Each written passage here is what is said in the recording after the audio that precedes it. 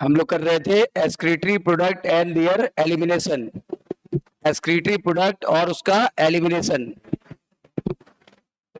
ठीक है, आज का मोटिवेशनल कोड है क्या? दिमाग का सीक्रेट। यदि दिमाग कमजोर है तो हर काम में एक प्रॉब्लम नजर आती है। देखना कभी, अगर आपका दिमाग कमजोर है ना, आपको हर चीज में समस्या नजर आएगी। एक चीज में, दो चीज में, तीन चीज में, सब समस्याओं का भरमार हो जाएगा। यदि दिमाग बैलेंस है तो हर काम में एक चैलेंज नजर आएगा कि मेरे सामने एक चुनौती है, मेरे सामने एक चुनौती है, चैलेंज। और अगर दिमाग स्ट्रांग है तो हर काम में एक मौका नजर आएगा। तो जिनका दिमाग स्ट्रांग होता है उन्हें क्या मिलता है? मौका। जैसे मैं खुद अपनी बात बताऊं, कोविड ने मुझे एक मौका दिया रिफॉर्म करने का, ट्रांसफॉर्म करने का। कई चीजें नई नई सीखने को मिली, यूट्यूब, ठीक है ना, और भी बहुत सारे ऑनलाइन प्लेटफॉर्म्स, जूम, है ना। और क्या हुआ, बहुत सारी नई आइडियाज आने लगे, बहुत सारे क्रिएटिविटीज डेवलप हो गई। किसी ने बोला नहीं, कोरोना ने सिखा दिया। मतलब कोरोना ने कुछ तो रोना सिखाया, सही है कि नहीं? तो यानी क्या होता है, जब आपका ब्रेन स्ट्रांग होता है तो हर काम में एक मौका नजर आ जाता है। समझ आई बात? चलो, हम लोग कर रहे थे excretory product and there elimination. हमने कुछ एक्सक्रीटरी प्रोडक्ट्स की बात की थी, हम लोगों ने कुछ एक्सक्रीटरी प्रोडक्ट्स की बात की थी। आज हम लोग इसके आगे बढ़ेंगे। मैंने आपको दो तीन बातें और बताई थी।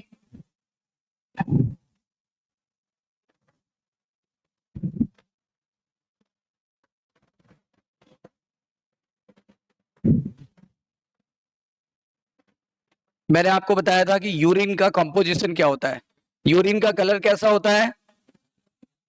पेल येलो, यानी हल्का पीला। यूरिन का जो वाटर कंटेंट है वो कितना होता है? 95%। अच्छा, लगभग 2% के करीब क्या होता है? यूरिया। करीब 0.2% के करीब होता है क्रिएटिनिन, अमोनिया और यूरिक एसिड। जबकि 2.8% के करीब होता है डिजोल्व सॉल्ट्स, यानी कि इलेक्ट्रोलाइट्स एंड आयंस, इलेक्ट्रोलाइट्स और आयंस। यूरिन का पीएच होता था 6। यूरिन का पीएच कितना होता है? 6। अच्छा, यूरिन में कीटोन बॉडीज अगर नजर आ जाए तो इससे बोलते थे कीटोन यूरिया। यूरिन में यदि ग्लूकोज नजर आ जाए तो इससे बोलते थे ग्लाइकोसूरिया। और ये दोनों किस तरह के पेशेंट में देखा जाता था? ऐसे पेशेंट में जिनके ब्लड में यूरिन की जिनके ब्लड में इंसुलिन की कमी है, इसीलिए उनके यूरिन में ये दोनों केमिकल नजर आने लगते थे। इस तरह के पेशेंट को हमने नाम दिया था डायबिटीज मिलाइटस या diabetes insipidus. Diabetes mellitus, diabetes mellitus, ना कि डायबिटीज इंसिपिडस। अगर आप बात कर रहे हो डायबिटीज इंसिपिडस की, तो ये होता है उस पर्सन में जिसके ब्लड में एडीएच की कमी हो। एडीएच यानी एंटी डायूरेटिक हार्मोन। जिसको डायबिटीज इंसिपिडस हो जाता है उसका यूरिन आउटपुट बढ़ जाता है, उसकी प्यास बढ़ जाती है, उसका यूरिन डाइल्यूट हो जाता है, ठीक है ना, यूरिन हो जाता है, उसका आयनिक बैलेंस डिस्टर्ब हो जाता है। इस तरह के यूरिन को कुछ बुकों में लिखा जाता है टेस्टलेस यूरिन। टेस्टलेस का मतलब हो गया उसका आयनिक बैलेंस डिस्टर्ब हो जाना, राइट? उसका आयनिक बैलेंस डिस्टर्ब हो जाना, ठीक है। तो यूरिन का कंपोजिशन लगभग हम लोगों को क्लियर हो गया। उसके अलावा हम लोग ने बात की थी मिक्चुरेशन की। मिक्चुरेशन का मतलब होता है डिजायर ऑफ यूरिन, यानी यूरिन को डिस्चार्ज करने की इच्छा। यूरिन को डिस्चार्ज करने की इच्छा को क्या बोलते हैं? मिक्चुरेशन। अच्छा, मिक्चुरेशन में होगा क्या? मिक्चुरेशन में क्या होगा, जो हमारे अंदर एक रिफ्लेक्स काम करता है, इस रिफ्लेक्स को हमने नाम दिया था मिक्चुरेशन रिफ्लेक्स। याद आया कुछ? मिक्चुरेशन रिफ्लेक्स में होगा क्या, मैं आपको रिकॉल कर देता हूं। यूरिनरी ब्लैडर भर गया, यूरिनरी ब्लैडर जब 500 ml के करीब भर जाता है तो फिर हमारे जो यूरिनरी ब्लैडर की दीवार है उसके अंदर एक स्ट्रेच रिसेप्टर होते हैं, यानी कि एक रबर टाइप की होती है। रबर, वो रबर क्या होती है? प्रेशर पड़ने पे खींचेगी कि सिकुड़ जाएगी? खींचेगी, इलास्टिसिटी है ना, यानी प्रेशर पड़ने पर रबर क्या हो जाएगी? खींचेगी। जब रबर खींचेगी तो क्या हो जाएगा, यहां से संवेदना चली जाएगी कहां पे? पोन्स के मिक्चुरेशन सेंटर में। बताओ मिक्चुरेशन सेंटर कहां होता है? हाँ, मिक्चुरेशन सेंटर कहां होता है? मिक्चुरेशन सेंटर होता है पोन्स में। समझ में आई बात? तो पोन्स, पोन्स के अंदर संवेदना चली गई।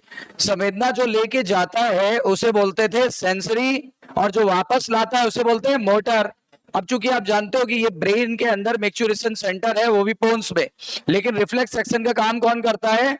Spinal cord. तो पहले ब्रेन में संवेदना गई, फिर स्पाइनल कॉर्ड में गई, स्पाइनल कॉर्ड ने एक नर्व द्वारा इस रिस्पांस को वापस भेज दिया। देखो जब गई थी तो स्टिमुलस यानी संवेदना थी, और जब वापस आए तो क्या बदल गया? रिस्पांस। यानी जाती क्या है ब्रेन की तरफ? क्या जाती है? स्टिमुलस। लेकिन ब्रेन वापस क्या भेजता है? रिस्पांस। ठीक है ना? जैसे गर्मी लग रही है, ये स्टिमुलस है, ठीक है ना? पसीना बहा दिया, ये क्या हुआ? रिस्पांस। सही है ना? क्लियर है? जैसे आंखों पे लाइट गई, ठीक है ना, तो हमारे ब्रेन ने इसे ले लिया, ये स्टिमुलस था। अच्छा, ब्रेन ने इसके अगेंस्ट आपको बताया कि लाइट है कि नहीं है ना? लाइट कितनी है, कौन से कलर की लाइट जल रही है, कितनी इंटेंसिटी की लाइट है, मतलब आप उसको टॉलरेट कर सकते हो कि नहीं कर सकते हो? टॉलरेट नहीं कर पाओगे तो आपकी आंखें जो है वो चौंधिया जाएंगी, है ना? जैसे सूरज की तरफ देखो तो आपकी आंखें क्या होती हैं? चौंधिया जाती है, क्योंकि हमारी बॉडी उसको क्या करती है? उसको फेस नहीं कर पाती। तो ये देखिए इस तरीके से यहां से रिस्पॉन्स आया, और रिस्पॉन्स कहीं ना कहीं तो जाएगा ही ना। तो ये रिस्पॉन्स कहां जा रहा है, जरा बताइए? तो रिस्पॉन्स जा रहा है, रिस्पॉन्स कहां जा रहा है बताइए? रिस्पॉन्स जा रहा है दो जगह, एक तो यूरिनरी ब्लैडर, और दूसरा जा रहा है कहां? यूरिथ्रा। यूरिनरी ब्लैडर और यूरिथ्रा। तो यूरिनरी ब्लैडर और यूरिथ्रा में जब ये रिस्पॉन्स जाता है तो फिर क्या होने लगता है? यूरिनरी ब्लैडर सिकुड़ जाता है, और सिकुड़ने का मतलब वॉल्यूम कम होना, वॉल्यूम कम तो प्रेशर ज्यादा। इसी प्रेशर के कारण ये तो यूरिन बाहर आने की कोशिश करेगा, पर यूरिन तभी बाहर आएगा जब रिस्पांस यहां पर भी जाएगा। रिस्पांस और कहां गया? यूरेथ्रा, और उसके अंदर उपस्थित स्फिंक्टर के अंदर। दोनों दो तरह के स्फिंक्टर होते थे, एक इंटरनल एक एक्सटर्नल। दोनों क्या हो जाता था? हाँ, रिलैक्स हो जाता है। जब दोनों रिलैक्स हो गया, देखो ये तो सिकुड़ गया और ये रिलैक्स हो गया। जब ये रिलैक्स हो गया तो ये जो ट्रैक था, ट्रैक पहले कैसा था? पतला, अब वो क्या हो गया? चौड़ा। रिलैक्स होने का मतलब क्या? फैल जाना। फैल गया, जब फैल गया तो देखो यहां से प्रेशर पड़ रहा है और ये रास्ता फैल गया, तो बताओ यूरिन प्रेशर के कारण बाहर आ जाता है, और बाहर आने की प्रक्रिया को ही क्या बोलते हैं? मैच्योरेशन। और रिफ्लेक्स का नाम क्या था? Maturation reflex. Is that clear? तो ये मैंने पिछले टर्न का पूरा आपको रिवाइज करा दिया, ठीक है ना? इतनी बातें क्लियर हो गई कि नहीं हो गई? ठीक है, कोई प्रॉब्लम यहां तक? तो आज हम ये देखेंगे कि जो यूरिन होता है, यूरिन के बनने में जो आपने एक वर्ड सुना था, जीएफआर। जीएफआर यानी ग्लोमेरुलस फिल्ट्रेट रेट। हमारी किडनी जब ब्लड छानती है तो ब्लड का कौन सा हिस्सा छानती है? प्लाज्मा ना? लिक्विड पार्ट की सॉलिड पार्ट? प्लाज्मा फिल्टर करती है कि नहीं करती है? और जब भी कभी प्लाज्मा फिल्टर होगा तो कितने एमएल प्लाज्मा फिल्टर होके आया था? हाँ, जब फिल्टर हो गया था तो फिल्ट्रेट की हमने जीएफआर निकाली थी। जीएफआर का मतलब ग्लोमेरुलस फिल्ट्रेट रेट, ग्लोमेरुलस के छानने का दर। तो ग्लोमेरुलस के छानने का दर था 125 एमएल प्रति मिनट, या 180 लीटर प्रतिदिन। प्रतिदिन, याद आया? और इसका भी 99% से भी ज्यादा चीजें रीएब्जॉर्ब हो गई थी, ठीक है ना? दोबारा ब्लड में चली आई थी, केवल 0.8% यूरिन में कन्वर्ट हुआ था, जो कि किसके बराबर था? जो कि लगभग 1 से 1.5 लीटर के बराबर था। मैक्सिमम कितना था? 1.5 लीटर के करीब। Is that clear? ठीक है ना? यहां तक बातें याद आई कि नहीं आई? तो आज हम लोग डिस्कस करेंगे क्या? किडनी के रेगुलेशन के बारे में, यानी किडनी कैसे रेगुलेट होती है। तो किडनी के रेगुलेशन पर अब हम लोग डिस्कस करेंगे, ठीक है? और हमारा हेडिंग होगा regulation of kidney function. Regulation of kidney function. Kidney का फंक्शन कैसे रेगुलेट होता है, आइए देखते हैं।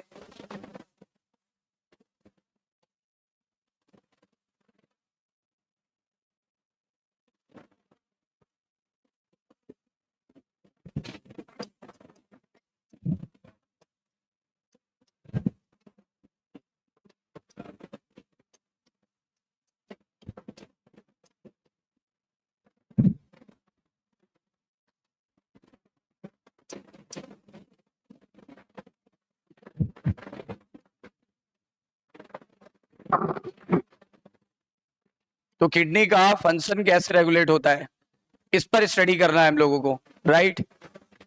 चलिए देखते हैं। ये तीन तीन चीजों से कंट्रोल होता है, तीन चीजों से कंट्रोल होता है। एक होता है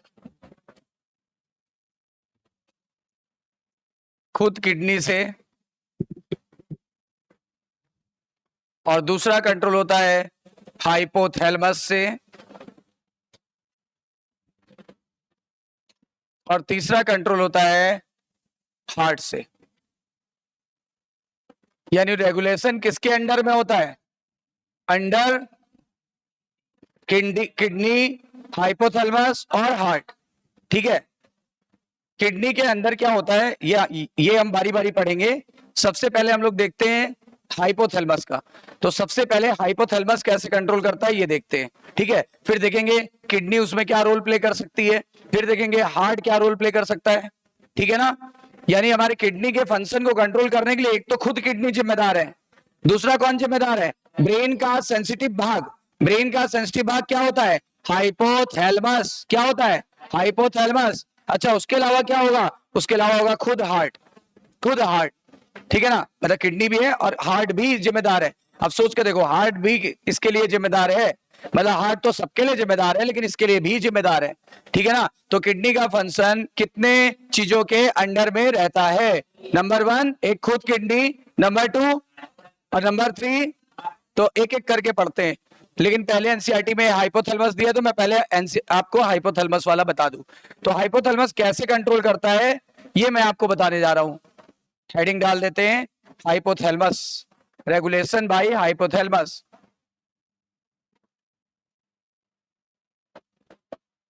रेगुलेशन बाय हाइपोथैलेमस।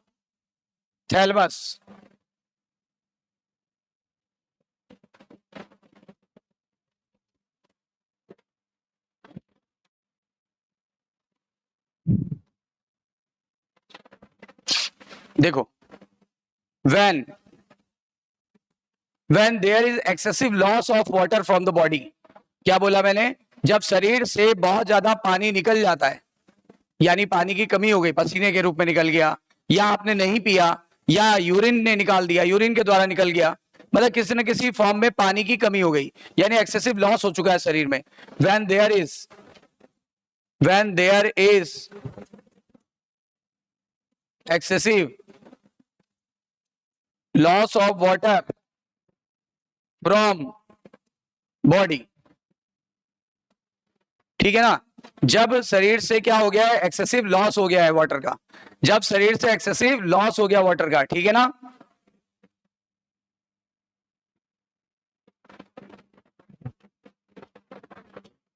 सही है ना, यही वाला केस पहले दिया एनसीईआरटी में। तो when there is excessive loss of water from body, इससे क्या हो जाएगा? हमारी बॉडी का जो फ्लूइड है, हमारी बॉडी के फ्लूइड, बॉडी का जो फ्लूइड है उसका वॉल्यूम क्या हो जाएगा? घटेगा कि बढ़ेगा? घटेगा, पानी लॉस हो चुका है, घटेगा। चलो, या फिर बताओ इस समय ब्लड वॉल्यूम घटेगा कि बढ़ेगा? ब्लड वॉल्यूम घट चुका है भाई, मैंने बोला पानी का लॉस हो रहा है। पानी का जब लॉस हो रहा है तो बताओ क्या हो रहा है? बॉडी का जो फ्लूइड, बॉडी फ्लूइड का वॉल्यूम घटेगा, ठीक है ना, ब्लड वॉल्यूम घटेगा, ब्लड का प्रेशर घटेगा, ब्लड का प्रेशर घटेगा। भाई पानी कम है ना, तो प्रेशर कैसे बढ़ जाएगा? ठीक है, तो when there is excessive loss of water from the body, या तो बॉडी से पानी लॉस हो जाए, या बॉडी फ्लूइड वॉल्यूम कम हो जाए, या ब्लड वॉल्यूम कम हो जाए, या ब्लड प्रेशर कम हो जाए। इन सभी हालात में क्या होगा? हमारे हाइपोथैलेमस में एक रिसेप्टर होता है, नाम है ऑस्मो रिसेप्टर, तो उसको पता चल जाता है, उसको पता चल जाता है, ठीक है ना। अब किसको पता चल गया बताओ? हाँ, हाइपोथैलेमस में एक रिसेप्टर होता है, यहां लिख दें, हमारे ब्रेन का भाग होता है हाइपोथैलेमस। पढ़ेंगे neural control and coordination, part of brain, this is the part of brain. इसके अंदर एक रिसेप्टर लगा हुआ है, इसके अंदर कौन सा रिसेप्टर लगा हुआ है? ये वाला, नाम है ऑस्मो रिसेप्टर।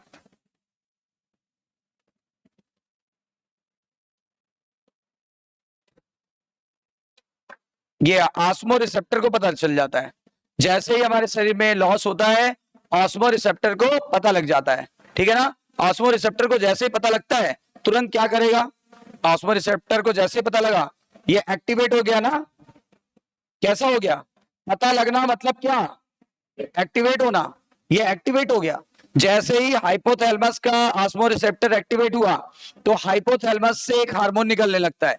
हाइपोथैलेमस से क्या होता है? एक हार्मोन बनने लगता है हाइपोथैलेमस में, ठीक है, सिक्रीट होने लगता है, और उस हार्मोन का नाम है क्या? एडीएच। एडीएच, ठीक है। अगले अगले पेज पे चलें, बढ़े आगे, आगे बढ़े, ध्यान देना। क्या परिणाम होगा एक्टिवेट होने से? क्या हुआ? Hypothalamus, hypothalamus start to secrete, start to secrete ADH hormone, है ना? एडीएच का पूरा नाम ही होता है एंटी डायूरेटिक हार्मोन, तो इसलिए एडीएच हार्मोन ना बोल के एडीएच लिख बोलेंगे, है ना? लेकिन मैं हार्मोन इसलिए बोल देता हूं ताकि आपके माइंड में रहे कि ये कोई एंजाइम नहीं है, दिस इज अ हार्मोन। और एडीएच का दूसरा नाम क्या है? याद करो, वैसोप्रेसिन। याद आया? वैसोप्रेसिन, क्योंकि ये ब्लड वेसल को फैलाएगा कि सिकोड़ेगा? वैसो मतलब ब्लड वेसल, प्रेसिन मतलब प्रेस करना, ये ब्लड वेसल को प्रेस करेगा, नाम पड़ा वैसोप्रेसिन। Is that clear? चलो, अब जैसे ये निकला, ये निकलने के बाद देखो बना कहां पे? हाइपोथैलेमस में, यानी सिक्रीट कहां से हुआ? हाइपोथैलेमस। लेकिन ये पता है स्टोर कहां हो जाएगा? Stored in, stored in posterior part of pituitary gland. सुना है? Master gland, pituitary, posterior part of pituitary या मास्टर ग्लैंड, पिट्यूटरी या मास्टर ग्लैंड। ध्यान देने की बात यह है, अब यहां से रिलीज होगा। सिक्रीट और रिलीज में फर्क होता है। जहां कोई चीज बने उससे क्या बोलते हैं? सिक्रीट, और जहां से वो बाहर आए, रिलीज हो जाए, उसे बोलते हैं रिलीज। तो बताओ सिक्रीट होगा यहां से कि रिलीज होगा? यहां से क्या हुआ और यहां से क्या होगा? फर्क है। अगर मैं बोलूं कि ADH is secreted from the hypothalamus, ये बात सही है। लेकिन अगर मैं बोलूं ADH is release from the hypothalamus, तो गलत हो गया, क्योंकि जहां बनता है उसके लिए सिक्रीट वर्ड यूज करते हैं, और जहां पर स्टोर होता है वहां से जब बाहर आएगा तो क्या वर्ड यूज करेंगे? रिलीज। तो अगर मैं ये बोलूं हाइपोथैलेमस रिलीज एडीएच, गलत हो गया। अगर मैं बोलूं posterior part of pituitary secrete ADH, वो भी गलत हो गया। क्या होना चाहिए? ये सिक्रीट करता है और ये रिलीज करता है। ये देखो कितनी छोटी सी बात थी, और इसी का फायदा एग्जामिनर उठाता है। वो रिलीज की जगह सिक्रीट करा देगा, सिक्रीट की जगह रिलीज करा देगा, और क्वेश्चन हो जाएगा गलत। अब बताओ क्या करें, क्या लिखें? रिलीज की सिक्रीट, रिलीज विच हार्मोन? एडीएच। भाई अभी तो एडीएच बनाया था, अब रिलीज किया गया। देखो वहां पे सिक्रीट वर्ड था, यहां क्या वर्ड आया? रिलीज। अब ये एडीएच आ गया। अब कोई भी हार्मोन आता है कहां पे? ब्लड में। कोई भी हार्मोन कहां मिलाया जाता है? ब्लड में। ब्लड से चला जाता है वो टारगेट सेल में, ब्लड से चला जाता है टारगेट सेल में। अब ये जाएगा target cell to target cell.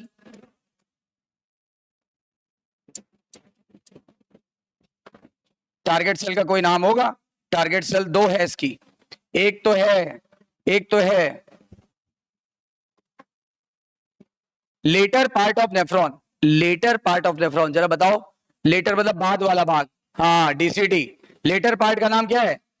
DCT. एक तो डीसीटी की कोशिकाओं पे जाके काम कर रहा है, और दूसरा कलेक्टिंग डक्ट। अगर मैं पूछूं मेन क्या था, तो ये था मेन, यही था। और ये इसी को एनसीईआरटी ने बोला है this is latter part of nephron. Latter part of nephron यहां जाके काम करेगा।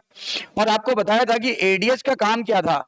एडीएच का काम कुछ ऐसा था, ADH is directly proportional to water reabsorption, water reabsorption from nephron, बोलो, या फ्रॉम नेफ्रिक, नेफ्रिक टिब्यूल, बोलो, नेफ्रिक टिब्यूल से पानी को एब्जॉर्ब कर लाना, नेफ्रिक टिब्यूल से पानी को एब्जॉर्ब कर लाना। अब सोच के बताओ, यहां से पानी ज्यादा एब्जॉर्ब हो जाएगा कि कम एब्जॉर्ब होगा? मतलब इन हिस्सों से पानी ज्यादा एब्जॉर्ब होगा कि कम होगा? जल्दी बताओ। अरे एडीएच निकल रहा है तो एडीएच ज्यादा, एडीएच ब्लड में ज्यादा हो गया। अगर एडीएच ब्लड में ज्यादा हो गया तो इन सेल से, इन सेल से ज्यादा पानी निकालेगा कि कम निकालेगा? ज्यादा निकालेगा। तो ये देखो वाटर यहां से निकाल लेगा और यहां से भी वाटर निकाल लेगा, दोनों जगह से वाटर निकाल लेगा, और निकाल के कहां भेजता है बताओ? बताओ सिलेक्टिव रीअब्जॉर्प्शन कहां होता है? फ्रॉम नेफ्रॉन टू पीसीएन, यानी टू ब्लड, ब्लड में भेज देगा, टू ब्लड कहां पे, इन पीसीएन। पीसीएन का पूरा नाम पेरी ट्यूबुलर कैपिलरी नेटवर्क, बोलो याद है? तो अब बताओ खून के अंदर पानी ज्यादा हो गया कि कम हो गया? ज्यादा हो गया ना, और जो वाटर लॉस हो रहा था यूरिन के थ्रू, अब वो कम हो जाएगा। यूरिन कैसा हो जाएगा बताओ, यूरिन कैसा हो जाएगा? यूरिन कैसा होगा, इसका रिजल्ट क्या होगा? यूरिन कैसा हो जाएगा? यूरिन हो जाएगा, यूरिन हो जाएगा कॉन्सेंट्रेटेड। यूरिन कैसा हो जाएगा? कॉन्सेंट्रेटेड। क्यों? क्योंकि जो पानी यूरिन के थ्रू निकलने वाला था, हमारे शरीर ने उसको खून के अंदर मिला दिया। अब बताओ, खून के अंदर पानी बढ़ गया और यूरिन में पानी की कमी हो गई। जब यूरिन पानी की कमी हो जाएगी तो यूरिन हो जाएगा और गाढ़ा, यानी 4 गुने से भी ज्यादा गाढ़ा हो जाएगा, क्योंकि शरीर में पानी था नहीं।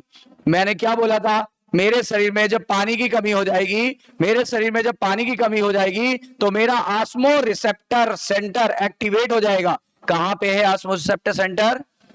हाइपोथैलेमस में। ठीक है, तो देख लो एक बार, ये बात बिल्कुल क्लियर करो।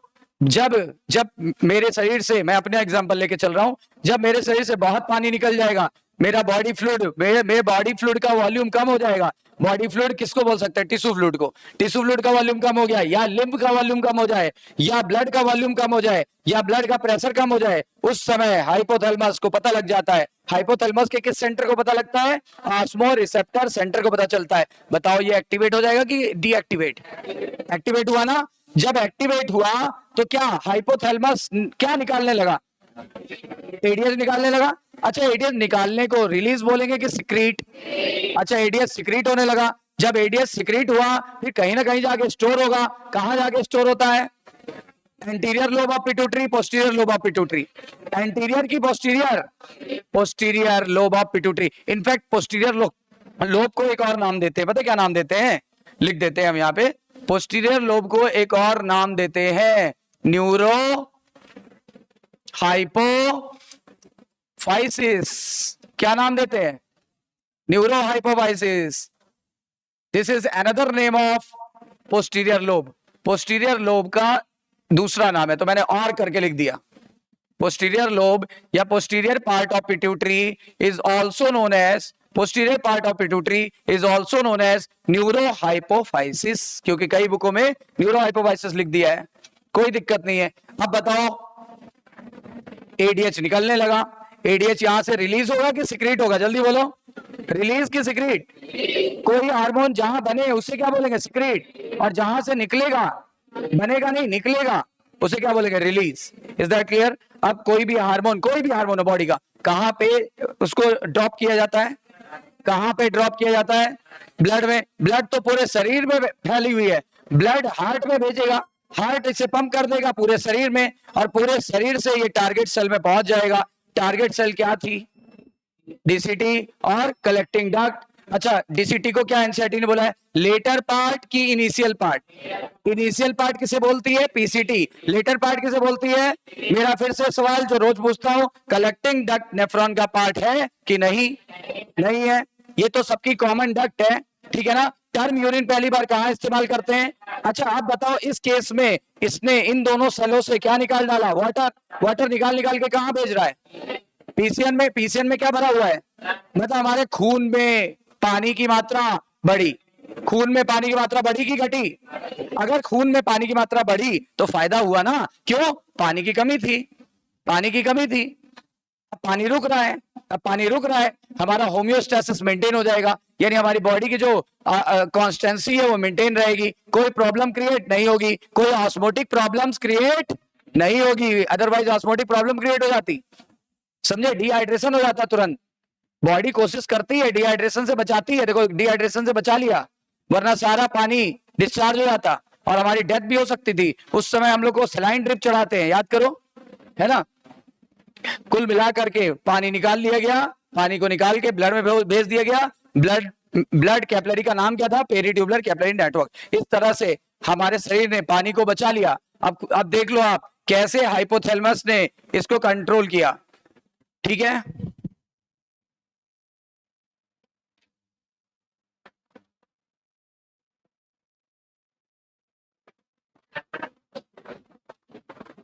बिल्कुल क्लियर है। अभी हम एनसीईआरटी से पढ़ेंगे ये सारी लाइनें, बिल्कुल एक एक लाइन क्लियर है, एनसीईआरटी पूरी कवर करके चल रहे हैं।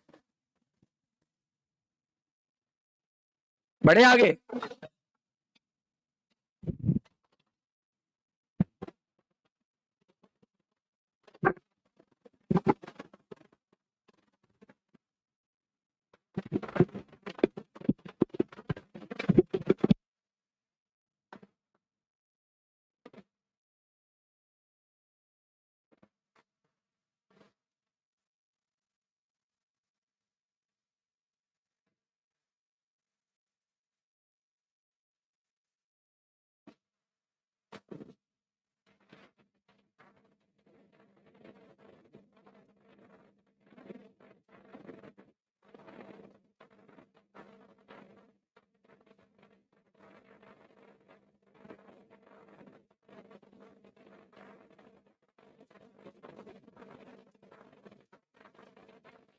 इतनी बातें क्लियर है सबको?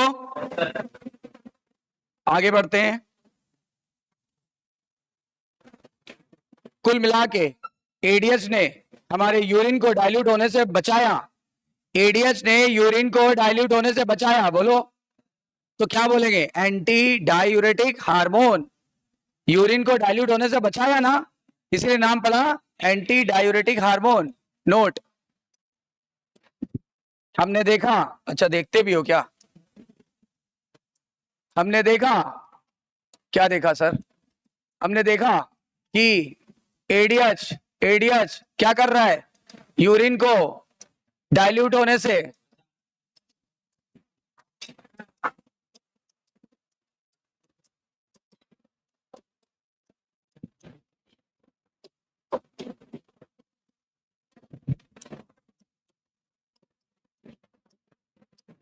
एडीएच को इसीलिए तो नाम बोलते हैं एंटी डायूरेटिक हार्मोन कहते हैं। कोई पूछे इसका डायूरेटिक हार्मोन क्यों पड़ा तो आप बताना, यूरिन को डाइल्यूट होने से बचा रहा है। अच्छा याद करो क्या लिखा था शुरुआत में? बीपी जब घट गई थी तब एडीएच निकलता है ना। ध्यान दो, ध्यान देना, ध्यान कम देते हो। ये देखो क्या लिखा है, ये बीपी घट गई है तभी तो निकला एडीएच। जब बीपी घट गई तभी तो एडीएच निकला ना, बोलो भाई। अब देखो इसका मतलब एडीएच का एक और काम बताए। एडीएच यानी वैसोप्रेसिन, एडीएच ब्लड वेसल को सिकोड़ता है, ये ब्लड वेसल को सिकोड़ता है। अगर ये ब्लड वेसल को सिकोड़ता है, मैं यहां लिख देता हूं दिस इज ब्लड वेसल, ये रक्त वाहिनी है, ठीक है, इसको बोलते हैं रक्त वाहिनी। और ये ब्लड वेसल को सिकोड़ रहा है, तो बताओ बीपी बढ़ाएगा कि घटाएगा? तो जो बीपी घट गया था वो बढ़ जाएगा, यानी ये क्या कर रहा है? कॉन्ट्रैक्ट, ब्लड वेसल को कॉन्ट्रैक्ट कर रहा है, तो इसीलिए इसका नाम दे दिया गया क्या? अब देखो जब ब्लड वेसल कॉन्ट्रैक्ट होगी तो वॉल्यूम घटेगा, वॉल्यूम घटेगा तो प्रेशर बढ़ेगा, प्रेशर बढ़ा तो जो बीपी कम थी ना अब वो बढ़ गई, हमारी प्रॉब्लम सॉल्व। देख लो किडनी ने हाइपोथैलेमस ने कैसे कंट्रोल किया हमारे फंक्शन को। दूसरी बात, एडीएच को इसीलिए क्या नाम देंगे? ऑल्सो नोन एज, इस वजह, इस कारण हम इसे क्या नाम देंगे? ऑल्सो नोन एज शॉर्ट में लिखा है, ऑल्सो नोन एज। वैसो मतलब ब्लड वेसल, प्रेसिन मतलब कॉन्ट्रैक्ट करना, इसीलिए इसका नाम पड़ गया वैसोप्रेसिन। अब समझ में आया? देखो हमारी सारी प्रॉब्लम सॉल्व हो गई, जो बीपी लो था वो हाई भी हो गया, और जो पानी की कमी थी वो भी पूरी हो गई। कुल मिलाकर के ये एक बहुत मस्त वाला हार्मोन है, ये एक बहुत मस्त वाला हार्मोन है।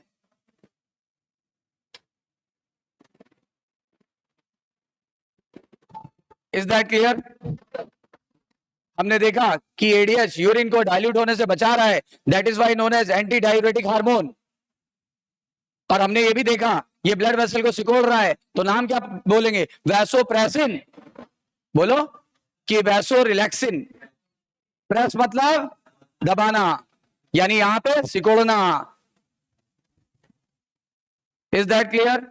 इस तरीके से आपने देखा कि कैसे हमारे हाइपोथैलेमस ने हमारी किडनी के फंक्शन को कंट्रोल किया। अब अगर एक काम करो, इसका उल्टा हो जाए, हमारे शरीर में खूब पानी है, अभी मैं मान लो इस समय 2 लीटर पानी पी के आया हूं, मान लो, या जितना आप पी सकते हो मैक्सिमम, पूरा फुल गले तक भरा हुआ है पानी, पानी एकदम गले तक भरा हुआ है ना। अब पानी जब गले तक भरा हुआ है तो क्या होगा, शरीर में पानी अधिक है कि कम? अधिक है कि कम? अधिक है ना। आओ देखें क्या होगा, चले आगे। तो आओ देखो, ध्यान दो, इफ देयर इज, बताओ उल्टा पुल्टा करो, उल्टा पुल्टा, if there is excessive loss of water, तो यहां पे लिखो there is excess water in the body, और क्या बोलोगे, बॉडी का volume, fluid, body fluid volume बढ़ा, और क्या बोलोगे, और बीपी। तो देखिए क्या होता है, देखा जाए क्या होगा भाई, कुछ तो होएगा ना, जो होएगा अच्छा ही होगा। If there is excessive water in the body, मतलब बॉडी फ्लूइड बढ़ गया ना। अच्छा, ब्लड वॉल्यूम, बीपी बढ़ गई। इस समय क्या होगा, इस समय जो ऑस्मो रिसेप्टर है, एक्टिवेट का उल्टा, एक्टिवेट का उल्टा, तो इसके पहले ये देखो एक्टिवेट हुआ था ना, अब उल्टा काम करेगा। बिल्कुल सही, आप तो इतने समझदार होते जा रहे हो, पूछो ही नहीं। ऑस्मो रिसेप्टर इनएक्टिवेट लिख दें, अरे डीएक्टिवेट या इनएक्टिवेट एक ही बात है, नहीं, इनएक्टिवेट, और इनएक्टिवेट को थोड़ा सा हाईलाइट कर दे रहे हैं, ठीक है। इनएक्टिवेट हो गया, पहले क्या था, एक्टिवेट। अब बताओ इसकी वजह से क्या होगा, क्या हाइपोथैलेमस से हार्मोन निकलेगा, मतलब hypothalamus does not secrete, hypothalamus does not secrete which hormone, ADH. जब एडीएच नहीं निकलेगा तो बताओ क्या डीसीटी और कलेक्टिंग डक्ट से पानी बाहर आएगा, क्या ब्लड में जाएगा, मतलब no water reabsorption, no water reabsorption, कहां से, from DCT and collecting duct, दोनों जगह से वाटर रीएब्जॉर्प्शन नहीं होगा। अब अगर दोनों ही जगह से वाटर रीएब्जॉर्प्शन नहीं होगा तो पिछला वाला फिगर देखो, अब यहां से पानी कह रहा नहीं निकलेगा, जब यहां से पानी नहीं निकलेगा तो खून में पानी की कमी हो जाएगी, और पानी वहां से नहीं निकलेगा तो कहां से निकलेगा, तो यूरिन विल बी कॉन्सेंट्रेट का उल्टा डाइल्यूट, तो एक्सेस वाटर निकल नहीं जाएगा। अगर मैंने 2-3 ग्लास 2-3 लीटर पानी पी लिया है तो ज्यादा बार जाना पड़ेगा कम बार, तो सूसू ज्यादा बार जाना पड़ेगा कम बार, ज्यादा बार जाना पड़ेगा। अच्छा, डाइल्यूट हो जाएगा कि कॉन्सेंट्रेट, डाइल्यूट हो जाएगा ना, तो वही तो बात है, रोज जाते हो फिर भी कहते हो पता नहीं है। तो बताओ क्या होगा, यानी no water reabsorption, water reabsorption नहीं हुआ, इसलिए बताओ बॉडी में, ब्लड में वाटर की कमी हुई कि नहीं, यानी ब्लड, मैं यहां लिख देता हूं, पीसीएन की बात कर रहा हूं, ब्लड में वाटर की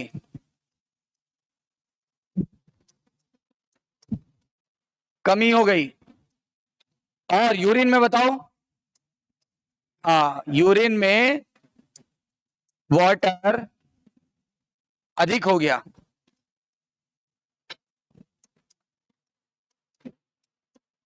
दैट मीन्स यूरिन आउटपुट बढ़ जाएगा घट जाएगा, और यूरिन डाइल्यूट हो जाएगा कि कॉन्सेंट्रेट, और urine will be dilute, urine will be dilute.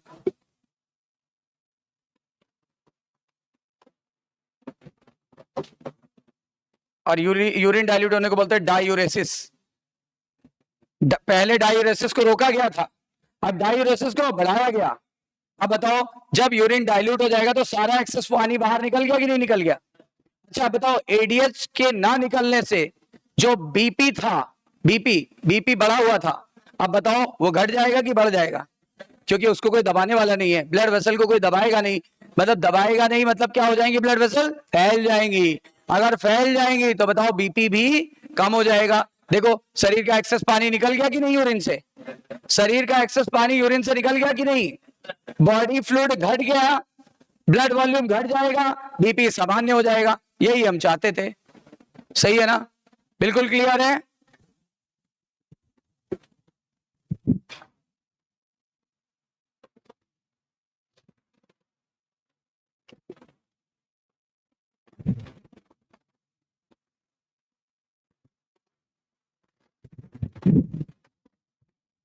Just reverse है, पहले केस का जस्ट उल्टा कर दिया है, समझ आई बात। एक केस हमने समझा और उसका जस्ट उल्टा कर दिया गया। एनसीईआरटी ने तो बस इतना लिख दिया कि इसका अगर ऐसा होगा तो ये हो जाएगा, हमने पूरा बता दिया, उसको भी पूरा बताया कि step step by step. Clear है।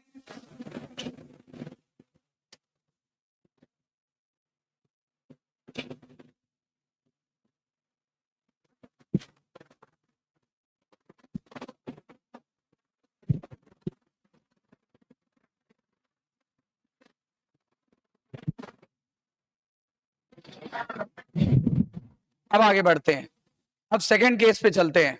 सेकंड केस में क्या था, हाइपोथैलेमस हो गया ना, अब खुद किडनी, खुद किडनी, खुद किडनी के अंदर चलते हैं, ठीक है ना, बढ़े आगे।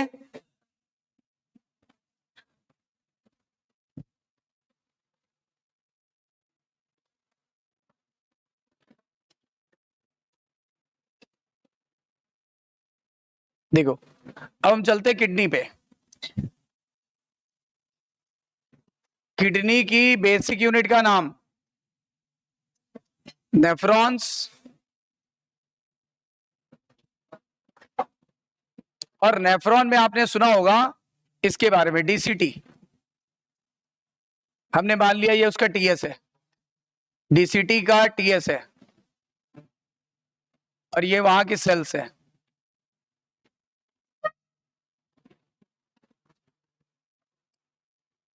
और ये एफरेंट आर्टीरियोल, और ये वहां की सेल्स है।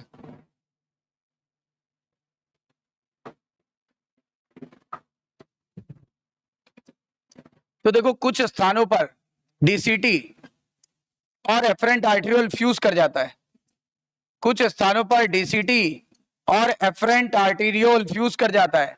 मैं यहां लिख दूं, कभी कभी इफरेंट भी फ्यूज करता है, कभी कभी इफरेंट आर्टीरियोल।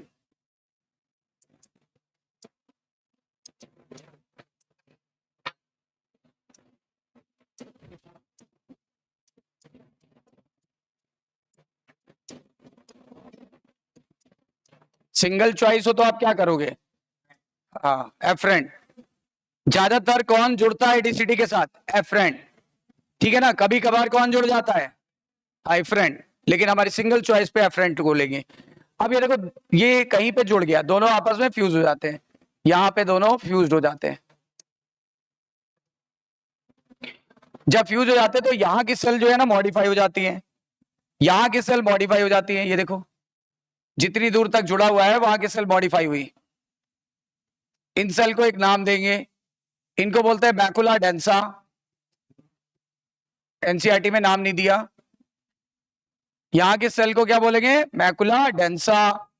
जबकि यहां की सेल भी मॉडिफाई होंगी, ये रेड वाली, यहां की सेल भी मॉडिफाई हो गई, इनको बोलते हैं जक्स्टा ग्लो मैरुलर सेल्स, शॉर्ट में बोलते हैं जेजी सेल्स। देखो जे जी सेल्स है ना, जक्स्टा ग्लोमेरुलर सेल्स। ये जो जक्स्टा ग्लोमेरुलर सेल है ना, ये निकालती दो हार्मोन, एक का नाम है रेनिन, RENNIN की RENNIN। ये क्या था, RENNIN क्या है, इट वॉज ए एंजाइम, पढ़ा था ना हम लोग ने, ये एक एंजाइम होता है। ये एंजाइम क्या करता है, ये इन्फेंट में निकलता है, इन्फेंट यानी नवजात शिशु, इन्फेंट में। और ये क्या करता है, मिल्क प्रोटीन को कर्ड प्रोटीन में बदल देता है, मिल्क प्रोटीन को कर्ड प्रोटीन में बदल देता है। कोई बताएगा हम लोगों में मिल्क को कर्ड में कन्वर्ट करने का काम कौन सा एंजाइम करता है? हमारे अंदर यही काम कौन करेगा? हमारे अंदर ये तो इन्फेंट में निकलता है ना, हम लोग में तो निकलेगा नहीं। हम लोग नवजात थोड़ा ना है। हम लोग क्या है? हम लोग वो जात है, हम लोग वो जात है ना। तो बताओ हम लोग में ये काम ये करेगा भाई साहब, chymotrypsin. Chymotrypsin in adult, chymotrypsin करेगा एडल्ट्स में।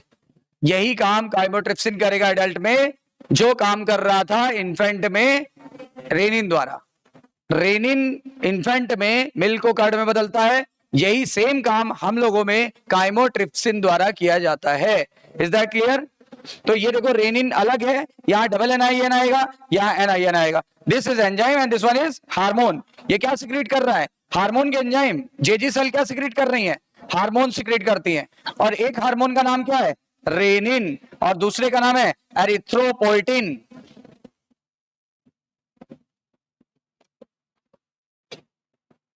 एरिथ्रोपोइटिन,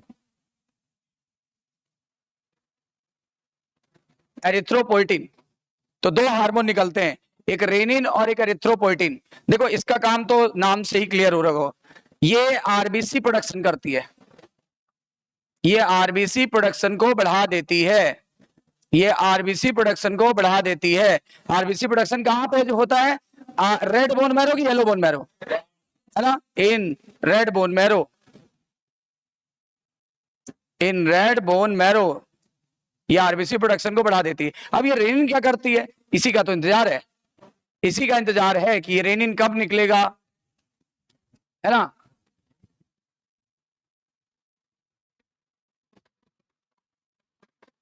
ये रेनिन कब निकलेगा, कैसे निकलेगा, क्या हालात होंगे कि इसे निकलना पड़ेगा।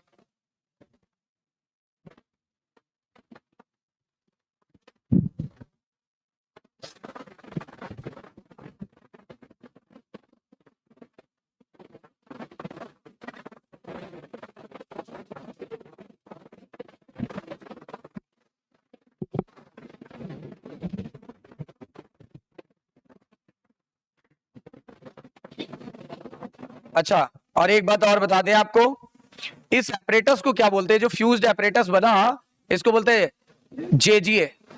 जेजीए का पूरा नाम होता है juxta glomerulus apparatus, juxta glomerular apparatus. बताओ इस एपरेटस का क्या नाम है? जो फ्यूज फॉर्म है इसको क्या नाम दे दिया?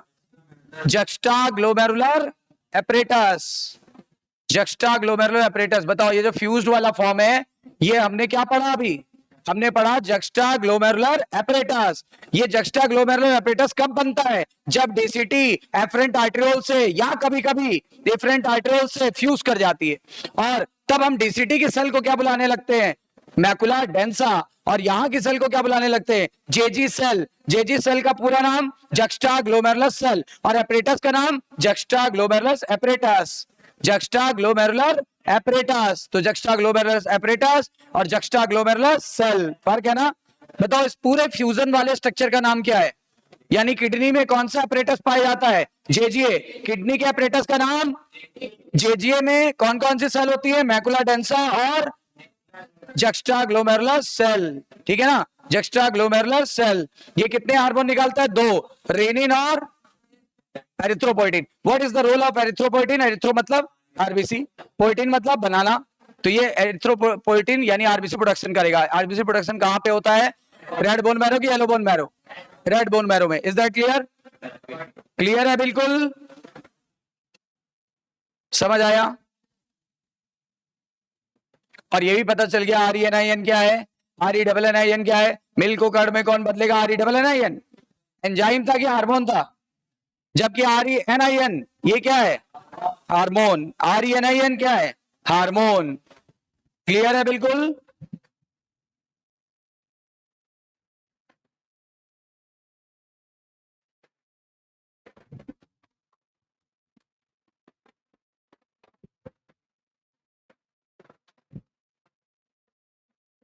बढ़ते आगे।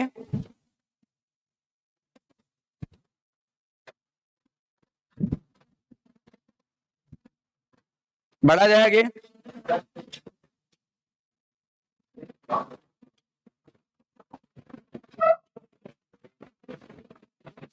जेजीए, देखो देखो ध्यान देना, कंडीशन क्या है, व्हेन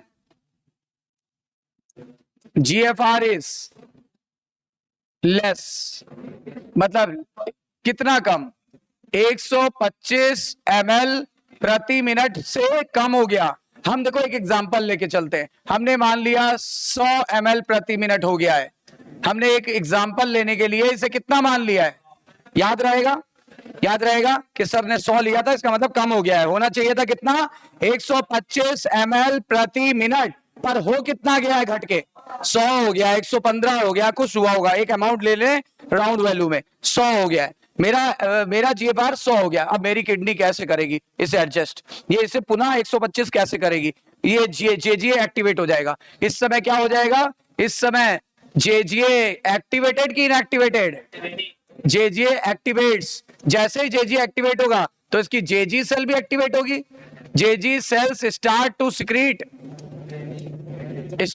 सिक्रीट हाँ रेनिन, RENIN, और ये रेनिन पता है कहां पे जाके काम करेगा, ये रेनिन जाके काम करेगा, देखो ऐसे, रुक जाइए,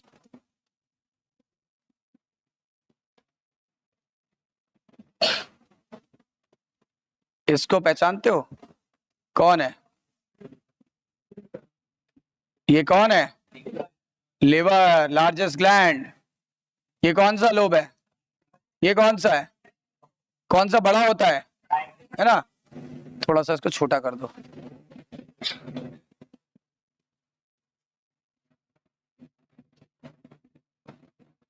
सही है ना, तो लिवर, यकृत यानी लिवर, ये क्या निकालता है, सिक्रीट एंजियोटेंसिनोजन,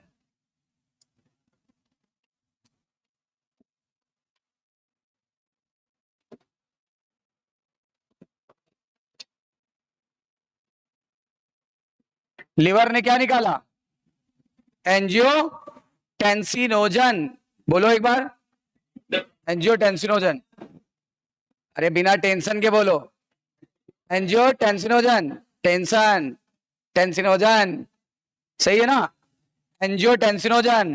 अब बताओ किसी भी नाम के आगे ओजन लगा हो तो भैया ये कैसा होता है, बिल्कुल सही जवाब, इनएक्टिव की एक्टिव, सक्रिय की निष्क्रिय, निष्क्रिय, है ना, तो करो इसको सक्रिय, ये काम रेनिन अंकल की है, रेनिन अंकल इसे सक्रिय करेंगे, रेनिन अंकल आए,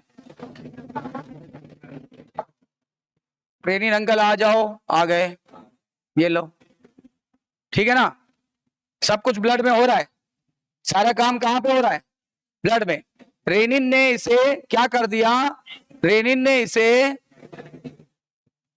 पहले एंजियोटेंसिन 1 में बदला, एंजियोटेंसिन 1 में बदला, देखो एक्टिव हो गया है, एक्टिव हो जाए ना तो ओजन हटा दो, तो नाम पढ़ो जरा, नाम पढ़ो, एंजियोटेंसिन 1 की 2, अब ये एंजियोटेंसिन 1 फिर से ACE द्वारा, ACE का मतलब है एंजियोटेंसिन कन्वर्टिंग एंजाइम, क्या नाम है ACE का, angiotensin converting enzyme, angiotensin converting enzyme,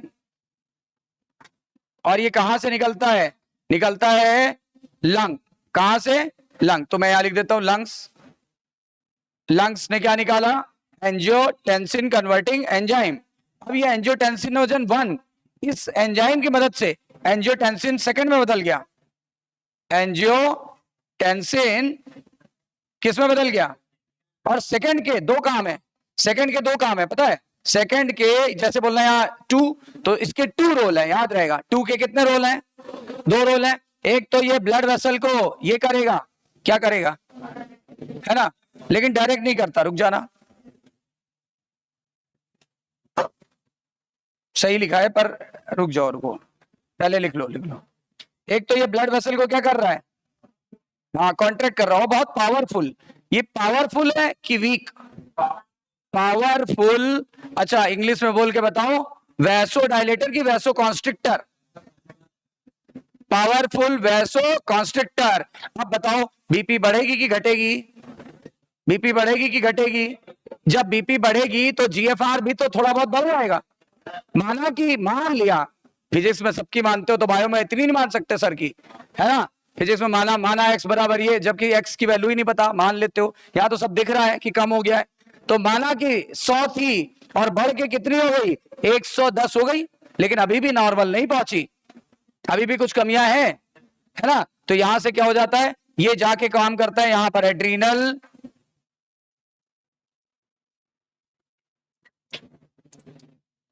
cortex से। एड्रिनल कॉर्टेक्स सिक्रीट कराएगा एक हार्मोन, नाम सुनो, याद है ये, इसके बारे में पढ़ा चुका हूं, एल्डोस्टेरॉन। याद करो, सॉल्ट रिटेनिंग हार्मोन है।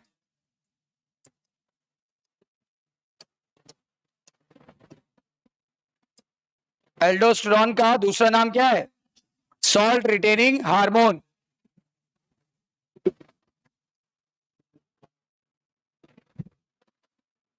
सॉल्ट रिटेनिंग हार्मोन, समझ आई बात? एक बार फिर से क्लियर कर रहा हूं, जब किसी व्यक्ति का जीएफआर घट जाए, कितना होना चाहिए, 125, हो कितना गया है, कम। अब वो कम कुछ भी हो, वैल्यू हो सकती है, मैं मान के चल रहा हूं मेरा अपना 100 हो गया है। अब मेरा अपना 100 हो गया है तो मेरा जेजी एक्टिवेट हो जाएगा। जेजी एक्टिवेट हुआ तो वहां की सेल क्या निकालने लगेगी, रेनिन। रेनिन ने क्या किया, लिवर से एक केमिकल बनता है, और लिवर में एक केमिकल बनता है जिसका नाम है एंजियोटेंसिनोजन, और ये निष्क्रिय फॉर्म में रहता है कि सक्रिय, इनएक्टिव की एक्टिव। तो ये ब्लड में आ गया, ब्लड में ही रेनिन भी आ गया, इसको इसने एक्टिवेट कर दिया, एक्टिवेट करते ही एंजियोटेंसिन 1 में बदल गया, एंजियोटेंसिन 1 को 2 में किसने बदला, एसीई, लंग्स के एंजाइम ने। लंग्स के एंजाइम का नाम एसीई, का पूरा नाम एंजियोटेंसिन कन्वर्टिंग एंजाइम। ये एंजाइम ने इसे 2 में बदल दिया, और 2 के कितने काम है, 2। पहला काम ब्लड वेसल को सिकोड़ना, जब ब्लड वेसल को सिकोड़ेगा तो बताओ बीपी बढ़ेगी घटेगी, बढ़ेगी घटेगी? बीपी बढ़ी तो जीएफआर थोड़ा बढ़ जाएगा, माना 110 हो गया, माना 110 हो गया, लेकिन अब इधर से दूसरा काम क्या है, एड्रिनल कॉर्टेक्स पे जाके काम करेगा। एड्रिनल कॉर्टेक्स क्या निकालेगा, aldosterone. Aldosterone salt retaining hormone है, ये सॉल्ट को रिटेन करेगा। जैसे ADH is directly proportional to water reabsorption, वैसे this hormone is directly proportional to salt reabsorption. Is that clear? समझ आई बात? बढ़े आगे। अब देखो एल्डोस्टेरॉन क्या करेगा, aldosterone is directly proportional to NaCl, या सॉल्ट लिख दें, सॉल्ट रीएब्जॉर्प्शन, NaCl या सॉल्ट रीएब्जॉर्प्शन फ्रॉम फ्रॉम, और देखना फ्रॉम कहां से, डीसीटी, लेटर पार्ट की इनिशियल पार्ट, लेटर पार्ट। ये फार्मूला हमें पहले भी याद कराया था मैंने आपको, और एक बार फिर से याद कर लो।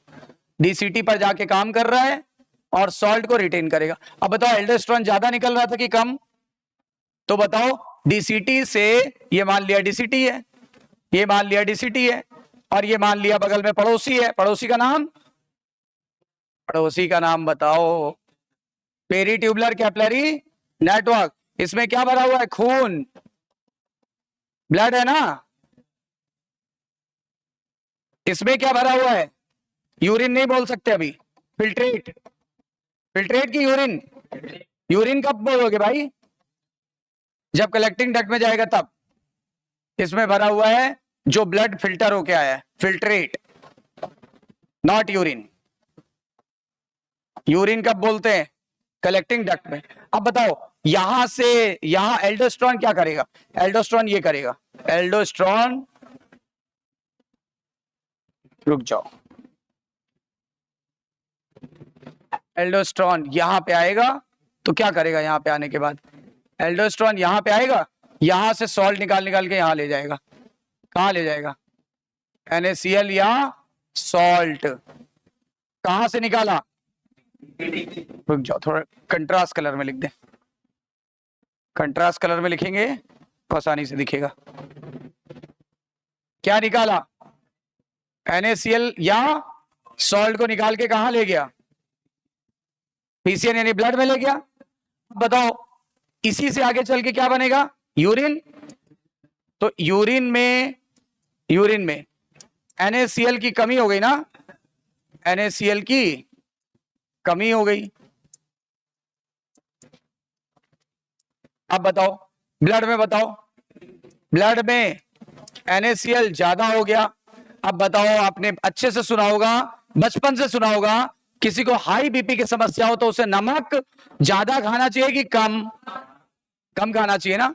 और अगर नमक ज्यादा खा लिया तो बीपी बढ़ जाएगी। अब आप देखो, इसने नमक को बढ़ा दिया, कहां बढ़ाया, ब्लड में। नमक है ना, नमक टेबल सॉल्ट है ना, टेबल सॉल्ट बढ़ गया हमारे शरीर में अपने आप ऑटोमेटिकली, इस हार्मोन ने बढ़ा दिया।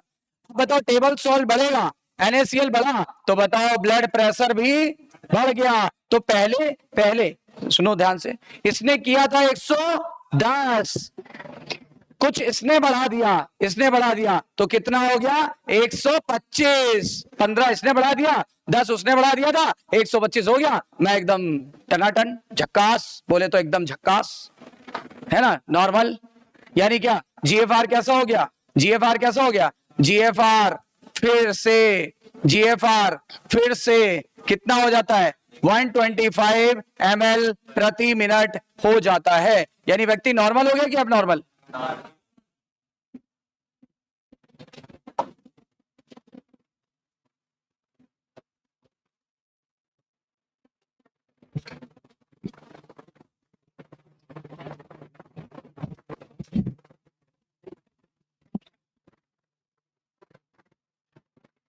दो चीजें मैंने आपको सिखा दी। पहला, हाइपोथैलेमस हमारे शरीर के अंदर पानी को कैसे नियंत्रित करेगा, राइट। ज्यादा है तो क्या करेगा, कम है तो क्या करेगा, ज्यादा है तो निकाल देगा, कम है तो बचा लेगा। बोलो सही है कि नहीं। अच्छा, इसने क्या किया था, ये कैसे काम कर रहा है, ये एक्चुअली में जब हमारा, देखो एक क्वेश्चन आता है यहां से, ध्यान देना, मैं पूछ रहा हूं, पहले पूछ रहा हूं, बताना जरा। रेनिन सिस्टम कब काम करता है, ये रेनिन सिस्टम था ना, या JGA कब काम करता है, जब GFR कम हो या ज्यादा हो, कम हो। और इसी उसी GFR को क्या करेगा, बढ़ाएगा कि घटाएगा, बढ़ाएगा कि घटाएगा। घटे हुए GFR को बढ़ाना इसकी जिम्मेदारी है कि बढ़े हुए को घटाना इसकी जिम्मेदारी है, बताओ बताओ। घटे हुए को बढ़ाना, याद रखना। तो इस सिस्टम का नाम पहले बता दें, दिस इज रैम। रैम का पूरा नाम होता है रेनिन एंजियोटेंसिन, कभी कभी एंजियोटेंसिन ना कह के एल्डोस्टेरोन बोल देते हैं, रेनिन एंजियोटेंसिन, या फिर एक ही जगह और क्या लिख सकते हैं, या एल्डोस्टेरोन लिख देते हैं एक ही जगह। और एम से मैकेनिज्म, बताओ ये जो मैकेनिज्म हमने सीखा इसका नाम क्या है, रैम, रैम सिस्टम। रैम का मतलब क्या है, रेनिन एंजियोटेंसिन या एल्डोस्टेरोन मैकेनिज्म, एनसीईआरटी ने लिखा हुआ है रेनिन एंजियोटेंसिन, ठीक है ना, mechanism renin angiotensin mechanism. NCERT ने तो एंजियोटेंसिन ही लिखा है, लेकिन मैं इसको आप एंजियोटेंसिन की जगह एल्डोस्टेरोन भी बोल सकते हो, कोई प्रॉब्लम नहीं है, दोनों बोलो, क्योंकि एल्डोस्टेरोन भी तो भूमिका निभा रहा है। अच्छा, और पूछा जाता है रैम का काम क्या है, रैम का काम बताओ, जल्दी बताओ, रैम का काम क्या है, रैंडम एक्सेस मेमोरी। अरे वो मोबाइल वाले रैम का काम है, यहां वाले रैम का काम बताओ, सब जगह रैम का काम अलग अलग है। हाँ, ये घटे हुए GFR को बढ़ा देता है, ये घटे हुए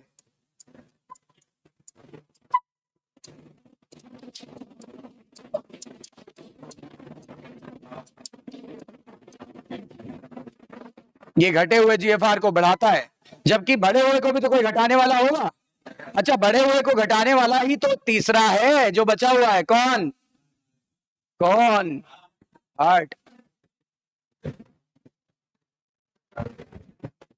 समझे, बॉडी में कितना जुगाड़ है, समझे, जुगाड़ ही जुगाड़ है। घटेगा बढ़ा लेगी, बढ़ेगा घटा देगी, कुछ नहीं होगा, कुछ नहीं होगा।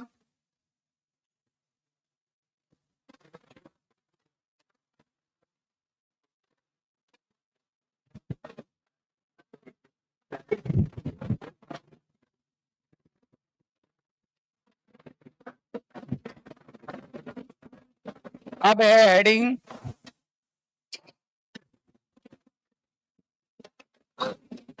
ANF, पूरा नाम है यानी हार्ट हेडिंग है ना, हेडिंग में तो हार्ट ही डालो।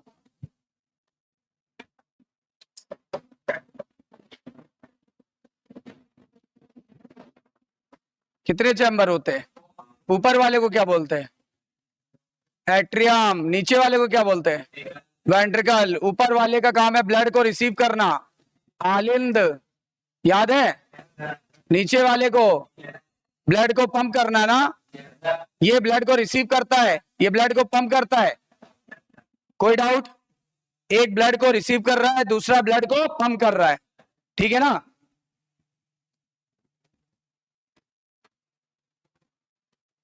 अब जरा सोचो, एक का काम है ब्लड को रिसीव करना, एक का काम है ब्लड को पंप करना।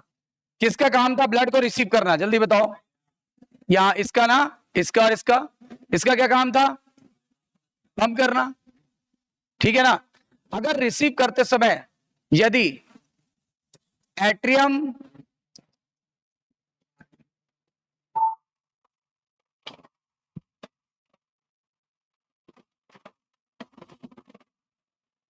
इसको ऐसे लिखो, if there is increased blood flow, increase blood flow from atrium, अब सुनना मेरी बात, यहां पे 2 मिनट रुकेंगे और सोचेंगे क्या कहना चाह रहा है। कह रहा अगर ब्लड का फ्लो कहां पे ज्यादा हो जाए?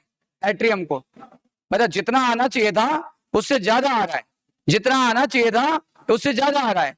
यदि हमारे एट्रियम में ब्लड फ्लो बढ़ जाए, यदि हमारे एट्रियम में ब्लड फ्लो बढ़ जाए, मतलब उसको महसूस हो गया कि अरे ये तो ज्यादा ब्लड आने लगा, अरे ये क्या हो रहा है, इतना ज्यादा ब्लड, इतना तो हमें रिसीव करने को बोला ही नहीं गया था, ये तो ज्यादा आ रहा है, तो तुरंत ये क्या करेगी? इसको कहा गया कि जब भी तुम्हें फील हो कि ओवरलोड है, तुम्हें काम करना, ये एक हार्मोन है, निकाल देना, बस भूल जाना, उसके बाद तुम्हारा लोड कम हो जाएगा। जब भी कोई भी लोड बढ़े तो इसको कहा गया, जैसे होता नहीं है, कहते हैं आज आप जब स्ट्रेस हो तो ये काम कर ले, वो काम कर ले, है ना, ये काम कर ले। कुछ लोग स्ट्रेस हो मंत्र पढ़ लो, कुरान पढ़ लो, है ना, बाइबल पढ़ लो, अपना अपने धर्म की बात कर रहे हैं। तो इसी तरह क्या ऐसे बोला गया, ये जब स्ट्रेस में होगा तो ये क्या कहेगा? ये कहेगा, इसको इसने कहा कि हमें क्या करना चाहिए, उपाय क्या दिया गया? इसको कहा गया कि देखो तुम जब भी कुछ हो ये हार्मोन छोड़ देना, भूल जाना, है ना, मतलब ये काम ऊपर वाले पे छोड़ दो, भूल जाओ, वो सही कर देगा। तो वैसे ही क्या किया इसने, तुरंत क्या किया इसने, इसको महसूस हो गया कि ज्यादा आ रहा है, तो सिक्रीट, इसकी जो वाल है एट्रियल वाल यानी यहाँ की दीवार सिक्रीट करेगी, सिक्रीट ए हार्मोन, यहां से एक हार्मोन निकालेगी, उसी हार्मोन का नाम है ANF, दैट इज ANF का पूरा नाम होता है एट्रियल, क्योंकि एट्रियम से निकला तो एट्रियल, नाइट्रीयूरेटिक और F से फैक्टर, एट्रियल नाइट्रीयूरेटिक फैक्टर ANF। अच्छा, एट्रियम की दीवार से निकला तो नाम क्या दिया गया? एट्रियम। अच्छा, नाइट्रीयूरेटिक क्यों बोला गया? देखो यूरेटिक से यूरिन तो समझ में आ रहा है, यूरेटिक से यूरिन तो नजर आ रहा है, ठीक है ना। अच्छा, फैक्टर से ये भी समझ में आ रहा है कोई फैक्टर है, लेकिन ये नाइट्रियम क्या है? सुना है कभी नाइट्रियम? इसको सुना है कभी अपनी पीरियोडिक टेबल में? सोडियम। नाइट्रियम किसे बोलते हैं? दिस इज सोडियम, ये सोडियम का नाम है, नाइट्रियम आयन। सुना है कि नहीं सुना है? बताओ, सोडियम को Na क्यों बोलते हैं? क्योंकि नाइट्रियम होता है, यानी पक्की बात है ये सोडियम को कहीं ना कहीं कंट्रोल करेगा, ये सोडियम को कहीं ना कहीं कंट्रोल करेगा, ये एट्रियम से निकला है और सोडियम को कंट्रोल करने वाला हार्मोन है। लिख देते हैं, ये ब्लड में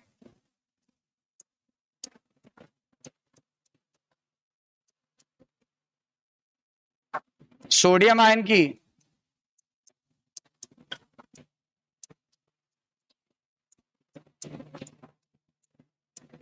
घटाता है कि बढ़ाता है? बताओ, घटाया है। जब ये ब्लड में सोडियम आयन की मात्रा को घटाता है ठीक है ना। तो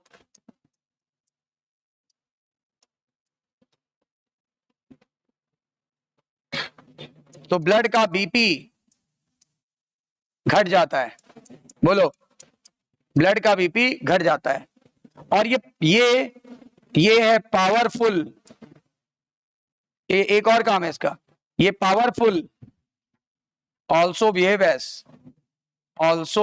एस पावरफुल, उल्टा करो, वैसोडाइलेटर का उल्टा, नहीं वैसोकॉन्स्ट्रिक्टर का उल्टा, वैसोडाइलेटर, तो ये ब्लड वेसल को फैलाएगा, तो ब्लड वेसल को फैलाएगा तो बीपी क्या करेगा, लो कर देगा। तो आखिर ये क्यों निकला, सवाल ये उठता आखिर ये क्यों निकला। मैंने बोला ना ब्लड फ्लो बढ़ गया, ब्लड फ्लो बढ़ने का मतलब ये था, अब ध्यान दो, ब्लड फ्लो बढ़ा मतलब क्या हुआ, ब्लड फ्लो बढ़ना मतलब समझे, ब्लड फ्लो बढ़ना मतलब जीएफआर का बढ़ना, किसी व्यक्ति का जीएफआर क्या हो गया था, बढ़ गया था, बढ़ गया मतलब मोर देन 125 ml पर मिनट, और मैं अपने लिए मान लेता हूं 150 पहुंच गया, जैसे उसको 100 पहुंचा दिया था, इसको कितना पहुंचा दें, 150 ml। तो सुनना मेरी बात, जब किसी भी व्यक्ति में जीएफआर क्या हो जाए, बढ़ जाए, जीएफआर बढ़ना मतलब आपके हार्ट का ब्लड फ्लो बढ़ना, जीएफआर का बढ़ना मतलब हार्ट का ब्लड फ्लो बढ़ना, उस समय एट्रियम ने एक हार्मोन निकालना चालू किया, नाम बताइए, एएनएफ का पूरा नाम एट्रियल नाइट्यूरेटिक फैक्टर। एट्रियल नाइट्यूरेटिक फैक्टर ने कौन सा हार्मोन निकाला, एएनएफ। ये इस हार्मोन के नाम में नाइट्रियम आ रहा है, और नाइट्रियम मतलब सोडियम होता है, और सोडियम को ये घटाएगा कि बढ़ाएगा, पहला काम है ये सोडियम को घटाएगा। दूसरी बात, इससे अगर सोडियम कम, अभी बताया था नमक ज्यादा तो बीपी ज्यादा, नमक कम हो गया तो बीपी कम। अच्छा बताओ, also behave as powerful vasodilator, ये पावरफुल वैसोडाइलेटर है तो बीपी और घट जाएगी। माना कि मेरा 150 था तो घट के 130 मान लो, 130 मान लो, फिर इसने और घटा दिया तो क्या हो गया, 125 हो गया। कुल मिला के जो बढ़ा हुआ जीएफआर था उसको घटाने के लिए एएनएफ, और बढ़े हुए घटे हुए को बढ़ाने के लिए रैम। याद आया, अगर मेरा जीएफआर कम है बढ़ाएगा कौन, रैम। अब मेरा जीएफआर ज्यादा है घटाएगा कौन, एएनएफ। हो गया ना क्लियर, क्लियर है ना बिल्कुल। तो सारी कंडीशंस आपको क्लियर हो गई। इसका मतलब ये बिल्कुल उसका उल्टा काम कर रहा है। बताओ, it is just reverse to, it is just reverse of RAAM, ये रैम का जस्ट उल्टा है। अच्छा बताओ, वो क्या कर रहा था, वो घटे हुए को बढ़ा रहा था कि बढ़े हुए को घटा रहा था, यानी ये बढ़े हुए जीएफआर को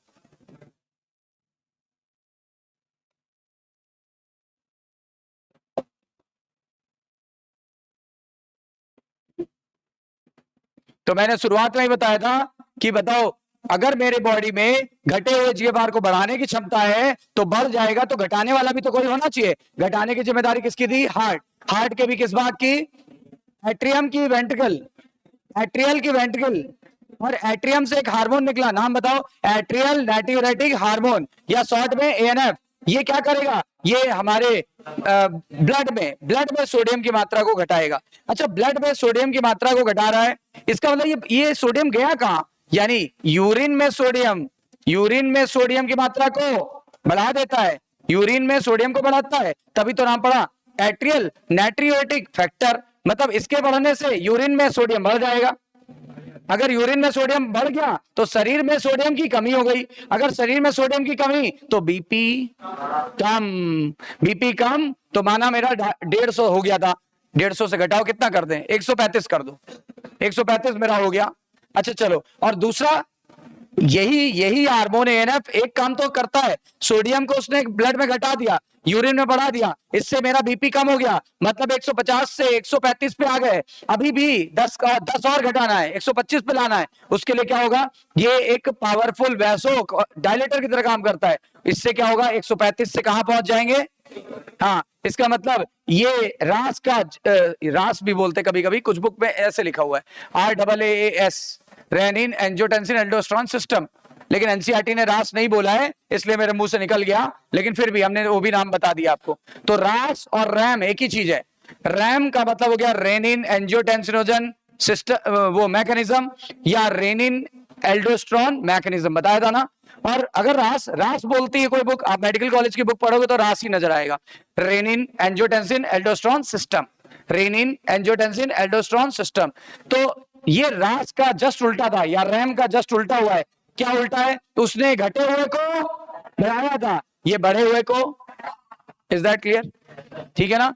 यानी फिर से घटा के कितना हो गया? घटा के 125 ml प्रति मिनट, और इतना होना ही चाहिए। खत्म।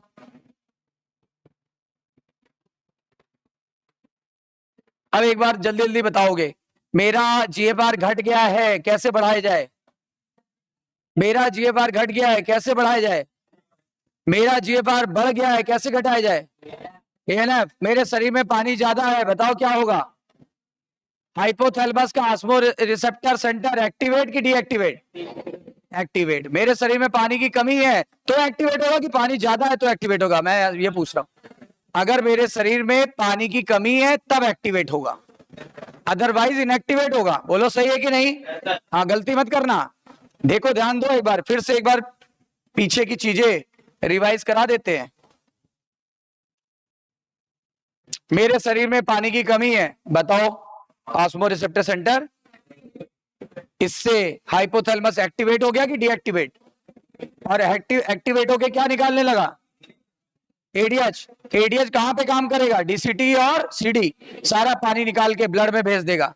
ब्लड में सारा पानी भेज देगा तो यूरिन में पानी की कमी हो जाएगी, ठीक है ना? यूरिन हो जाएगा कॉन्सेंट्रेटेड, यानी यूरिन डाइल्यूट होने से रुक गया, यानी इसने डायूरेसिस को रोका, तभी तो नाम पड़ा एंटी डायूरेटिक हार्मोन। आगे लिखा होगा एंटी डायूरेटिक हार्मोन, क्योंकि यूरिन को डाइल्यूट होने से रोका, ठीक है ना? अच्छा, इसका दूसरा नाम वैसोप्रेसिन क्यों पड़ा? क्योंकि ये ब्लड वेसल को प्रेस करता है, उसको सिकोड़ता है, सिकोड़ के बीपी को बढ़ा देता है, ठीक है ना? इसका उल्टा केस बताया। उल्टा ये था जब शरीर में पानी की कमी थी पहले केस में, अब पानी की अधिकता है। अब पानी की अधिकता है तो बताओ ऑस्मो रिसेप्टर एक्टिव का उल्टा इनएक्टिव। अब एडीएच निकलेगा कि नहीं निकलेगा? नहीं निकलेगा तो बताओ क्या पानी एब्जॉर्ब होगा? नहीं। तो सारा पानी कहां से निकल जाएगा? सारा पानी यूरिन से निकल जाएगा। यूरिन डाइल्यूट हो जाएगा कि कॉन्सेंट्रेट? डायूरेसिस बोलेंगे कि नहीं बोलेंगे? बोलेंगे डायूरेसिस। यदि किसी व्यक्ति का अगर जीएफआर घट जाए तो जेजी एक्टिवेट हो जाएगा, और जब जेजी एक्टिवेट हो जाएगा कौन सा हार्मोन निकालेगा? रेनिन क्या करेगा? पहले एंजियोटेंसिनोजन जो लिवर से निकल रहा है उसको अब एंजियोटेंसिन 1 में बदल देगा। अब ये दूसरा काम रेनिन का नहीं है, दूसरा काम किसका? एसीई का। एसीई यानी एंजियोटेंसिन कन्वर्टिंग एंजाइम, ये 2 में बदल देता है। 2 के कितने काम है? 2। एक तो ब्लड वेसल को सिकोड़ना, और दूसरा एल्डोस्ट्रॉन निकालना। एल्डोस्ट्रॉन क्या करेगा? नमक की मात्रा को ब्लड में बढ़ा देगा। नमक की मात्रा बढ़ी तो बताओ हमारा बीपी भी बढ़ गया। बीपी बढ़ने से क्या हुआ? जीएफआर जो 100 हो गया था अब वो बढ़ के 125 पे आ गया, राइट? 25 पे आ गया। और रैम का पूरा नाम मैंने बता दिया। अब क्या बोला गया? अब देखो, ऐसा भी तो कोई सिस्टम होगा जो घटे हुए जीएफआर को बढ़ा रहा था, तो आपने बोला रैम।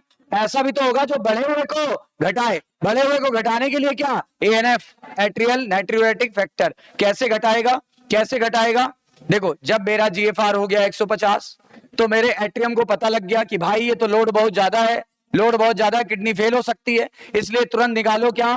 तुरंत निकालो एएनएफ। एएनएफ निकालते ही ये गया और जा करके इसने डीसीटी पर काम किया, और डीसीटी पर काम करने के बाद इसने सोडियम को निकाल सोडियम को यूरिन से निकाल दिया। सोडियम यूरिन से निकल जाएगा मतलब ब्लड में कम हो जाएगा। ब्लड में कम हो गया तो बीपी घट गई, और ये ब्लड वेसल को सिकोड़ेगा कि फैलाएगा? सिकोड़ेगा कि फैलाएगा? वैसोकॉन्स्ट्रिक्टर है कि डायलेटर है? वैसोकॉन्स्ट्रिक्टर है कि डायलेटर है? अब बताओ, मेरा जीएफआर 150 से घटते घटते कितना पहुंच जाएगा? 125। और यही हमारी बॉडी की रिक्वायरमेंट थी, सही है? इस तरह आपने देखा कि किस प्रकार हमारे किडनी के फंक्शन को रेगुलेट किया गया।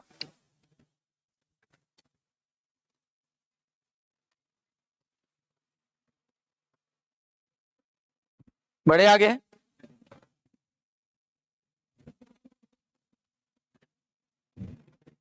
कितनी बातें क्लियर हैं? तो रेगुलेशन ऑफ किडनी हो गया है, मिक्सचुरेशन हमने आपको करा दिया था।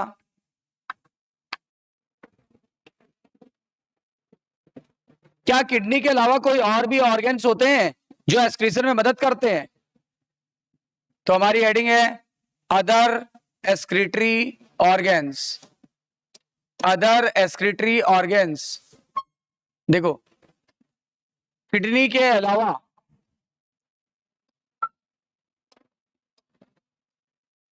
हमारे लंग्स, हमारा लिवर, हमारा लार्ज इंटेस्टाइन,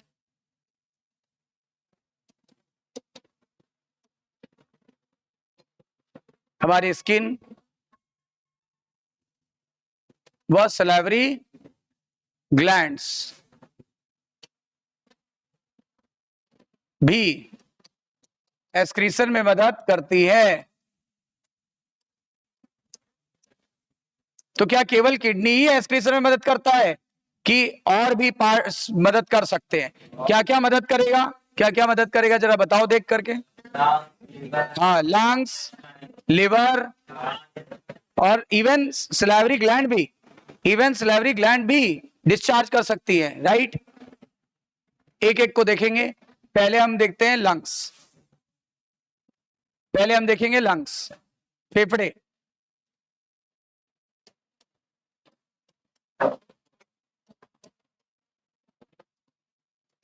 लंग्स में क्या होता है? लंग्स निकालती है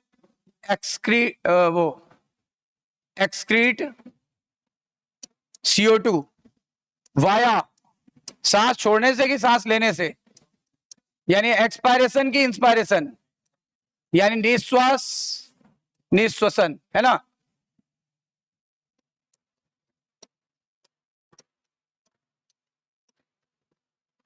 और कितना? 200 ml प्रति मिनट के रेट से। और साथ ही साथ also excrete significant amount of water, significant amount of water। आप देखते होगे जब भी सांस छोड़ते हैं तो भाप निकलती, भाप, स्पेशली विंटर सीजन में आपने देखा होगा मिरर ब्लर हो जाता है, मिरर हो जाता है ब्लर। कभी कभी तो मुंह से धुआं निकलता हुआ दिखाई देता है ना। मुंह से नहीं धुआं हुआ निकलता दिखाई देता है ना। सुट्टा मारते समय तो जैसा निकलता है उससे थोड़ा कम पावरफुल वाला होता है। तो लंग्स ने ये चीजें डिस्चार्ज की। लंग्स ने क्या चीजें डिस्चार्ज की? ये चीजें डिस्चार्ज कर दी, राइट। उसके अलावा बताओ और क्या? लंग्स के अलावा आ गया आपका लिवर। अब देखो, लिवर आपका याद होगा लार्जेस्ट ग्लैंड है। लिवर है लार्जेस्ट ग्लैंड। ये क्या डिस्चार्ज करेगा? ये डिस्चार्ज करेगा आपका एक्सक्रीट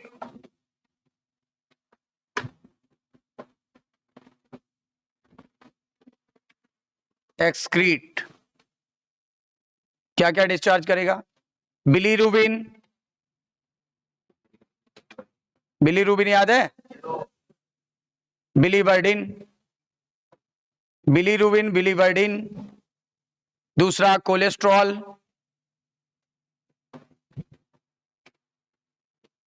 ठीक है ना, कोलेस्ट्रॉल डिस्चार्ज करेगा। इसके अलावा क्या करता है? डिग्रेडेड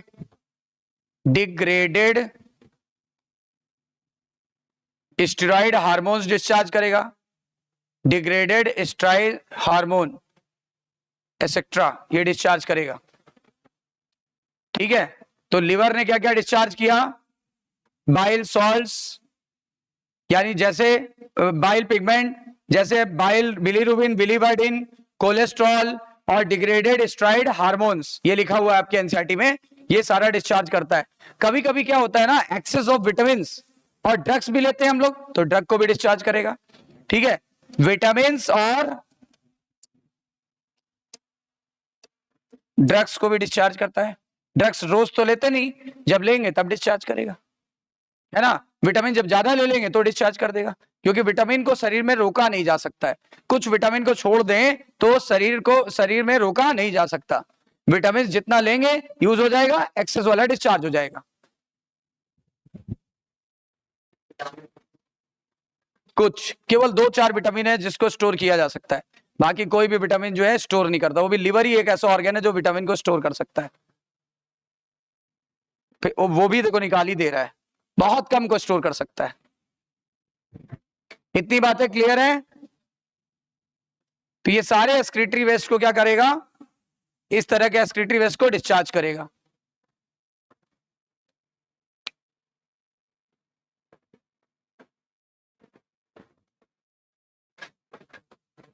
ठीक है। अच्छा ये निकाल तो दिया इसने, निकाल के ये सारा वेस्ट शरीर से बाहर कैसे आएगा? चलो लिवर ने निकाल दिया, अब शरीर के बाहर कैसे आएगा? शरीर के बाहर आएगा फीकल मटेरियल के द्वारा, यानी डाइजेस्टिव वेस्ट बोल सकते हैं, फीकल मटेरियल द्वारा। फीकल मटेरियल मतलब मल पदार्थ। कैसे निकलेगा?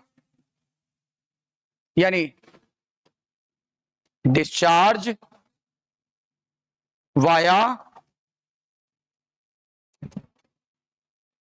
डाइजेस्टिव वेस्ट या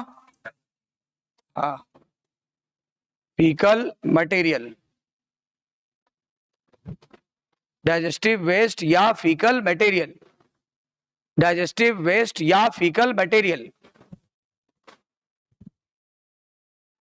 डाइजेस्टिव वेस्ट या फीकल मटेरियल।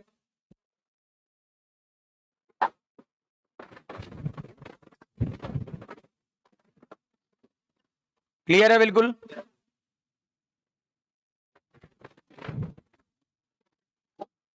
CO2 कितना लंग्स द्वारा CO2 कितना डिस्चार्ज होता है?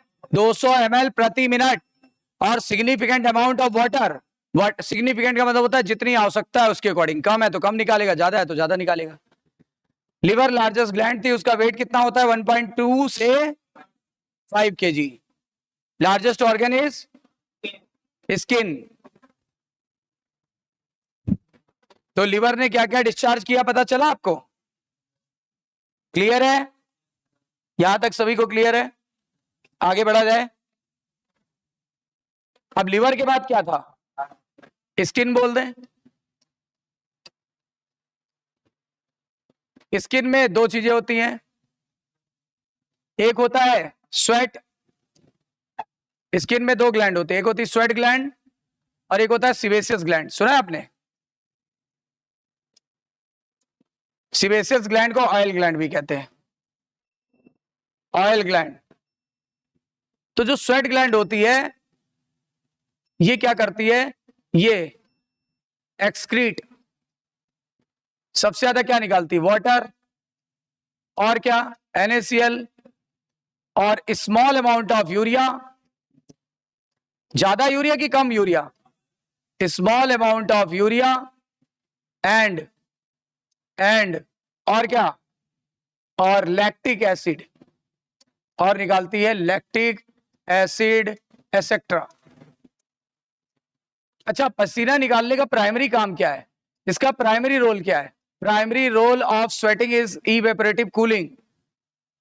Primary role of sweating is cooling of body. बोलो, कूलिंग ऑफ बॉडी। बॉडी को ठंडा करना इसका प्राइमरी काम है, ठीक है ना? लेकिन सेकेंडरी रोल है, secondary role is removal of waste.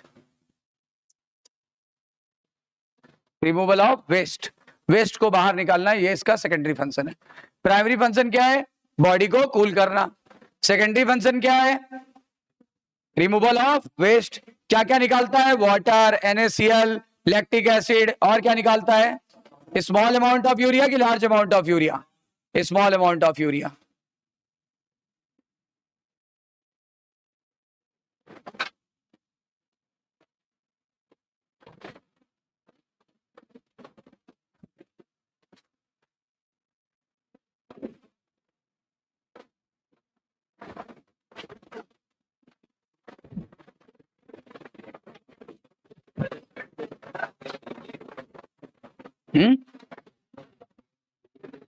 हाँ, यूरिया भी है और भी बहुत सारे केमिकल्स हैं, ये सब स्मेली होते हैं। इसी वजह से पसीने की जो स्मेल आती है, आपने देखा होगा, बड़ी इरिटेटिंग होती है ना? कुछ लोग की बॉडी से तो बहुत ही इरिटेटिंग आती है ना।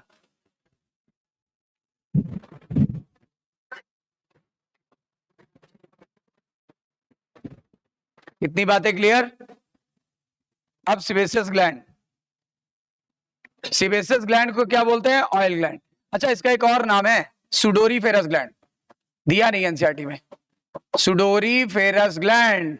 कभी कभी क्या होती है ना, दूसरा नाम नहीं पता, अब मेरे घर का नाम आपको नहीं पता, कोई बुलाएगा भी तो हम तो रिस्पॉन्स करेंगे, आपको पता ही नहीं होगा इनके घर का नाम क्या है ना।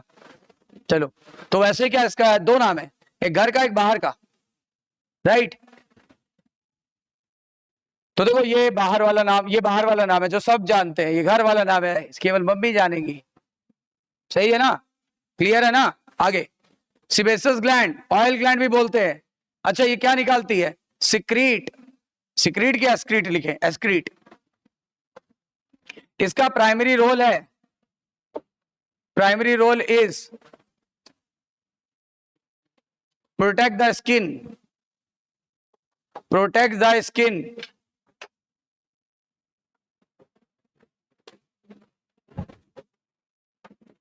With oily coat, protect the skin with oily coat.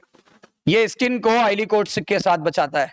Oily coat, skin की वजह से त्वचा ऑयली या ड्राई होती है, जिसके त्वचा पे ज्यादा ऑयल ग्लैंड होती है, देखा होगा उसमें ऑयल जैसा निकलता रहता है, पसी बिल्कुल ऑयली ऑयली सी स्किन लगती है। और जिसका नॉर्मल होता है ड्राई, उनकी त्वचा एकदम ड्राई हो जाती है, देखा होगा सर्दियों में बिल्कुल सफेद हो जाती है। फिर उसके लिए फिर वो डब लगाइए, ये त्वचा का राज है, मेरी बहकती हुई दमकती हुई त्वचा का राज है डब। चलिए, primary role is protects the skin with oily coat, with oily coat, ठीक है। और secondary role is removal of waste, removal of waste which known as sebum. इसे बोलते हैं क्या? इसके केमिकल को बोलते हैं sebum, which known as sebum. ये क्या वेस्ट निकालती? सीबम। सीबम में क्या क्या होता है? सीबम में वैक्स होता है, सीबम में हाइड्रोकार्बन होते हैं, सीबम में हाइड्रोकार्बन होते हैं, और सीबम में होता है स्टीरॉल, स्टीरॉल, स्टीरॉइड नहीं, स्टीरॉल। अच्छा जरा याद करो, ये जरा देखो, ध्यान दो, यहां पे क्या बताया था मैंने बताया था यहां पे, इधर देखो, ये क्या बताया था? ये स्टीरॉइड है, और ये क्या लिखा है? स्टीरॉल।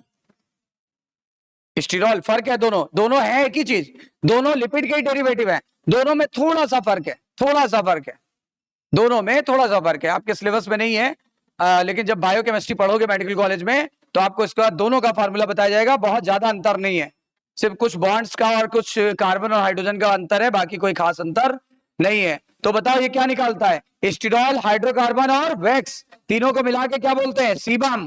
क्या बोलते हैं? सीबम। बता चुका हूं मैं आपको, तीनों को मिला के क्या बोलते हैं? सीबम। और स्टीरॉल्स एस लगाना क्योंकि ढेर सारे होते हैं ना, वैक्स, हाइड्रोकार्बन एंड स्ट्रॉल्स। अच्छा, लिवर क्या निकालता था? स्टीरॉइड। और ये क्या निकाल रहा है? स्टीरॉल। दोनों मिलते जुलते केमिकल हैं, दोनों लिपिड के डेरिवेटिव हैं, कोलेस्ट्रॉल, स्टीरॉल, स्टीरॉइड, ये सब लगभग सेम है, कोलेस्ट्रॉल, स्टीरॉल, स्टीरॉइड्स, ये सब लगभग सेम है। कितनी बातें क्लियर हैं? एनसीईआरटी ने पूछा है, क्या आप जानते हो कि हमारा सलाइवा भी नाइट्रोजन बेस निकालता है? ये तो मैंने लिखाई दिया हेडिंग, है ना, note our salivary gland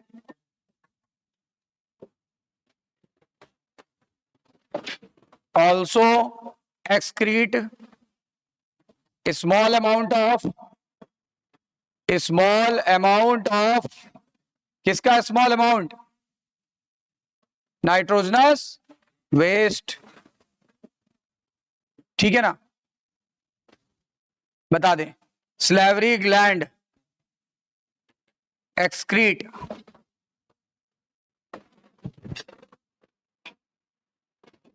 heavy metals, drugs and small amount of urea. देखा होगा तभी क्या होता है, जब रात को हम लोग सोते हैं तो सुबह सुबह जब उठते हैं तो मुंह का टेस्ट अजीब सा हो जाता है, क्योंकि यूरिया इकट्ठा हो जाता है रात भर में। यूरिया है ना, कुछ लोगों के ज्यादा निकलता है यूरिया, तो उनका जो मुंह है स्मेली हो जाता है काफी। इसीलिए सुबह सुबह मुंह तो सबका स्मेली होता है हल्का सा, क्योंकि यूरिया निकल रहा है ना, और यूरिया स्मेली होता है, ओडर्ड होता है। तभी तो ब्रशिंग करनी होती है, वरना काहे ब्रश करते हो, है ना, दांत चमकाने के लिए। डाबर लाल दंत मंजन। राजू तुम्हारे दांत तो मोतियों जैसे चमक रहे हैं, क्यों ना उमास साहब, है ना। हम तो डाबर लाल दंत मंजन जो करते हैं, अब जमाना बदल गया है ना। अब कहते क्लोजअप, है ना, पास लाए। अरे जो टीवी पे ऐड दिखाता हम वही बोल रहे हैं, पता नहीं क्या हंस रहे हो। चलो इतनी बात क्लियर हो गई, इतनी बातें क्लियर। हम तो करते दंत क्रांति, एकदम झक्कास वाला। बाबा आमदेव, आमदेव, आमदेव। चलो इतनी बातें क्लियर हो गई, सारी बातें क्लियर हो गई ना यहां तक। देखिए अब एनसीईआरटी देखते हैं हम लोग ने क्या खोया क्या पाया।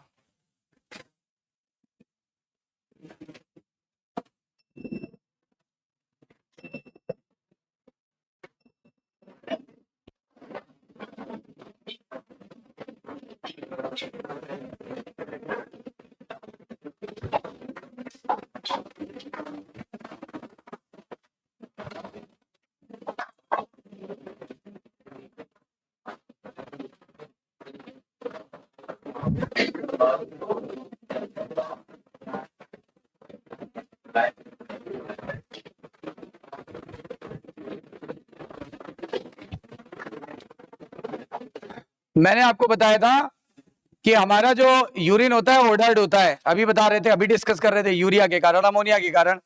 अच्छा ये कल के लेक्चर में बता चुका हूं, 25 to 30 grams urea per day discharge होता है। इसीलिए गवर्नमेंट ने क्या किया है, इस यूरिन को आज वेस्ट नहीं होने देती। ड्राई टॉयलेट्स का निर्माण किया है ना।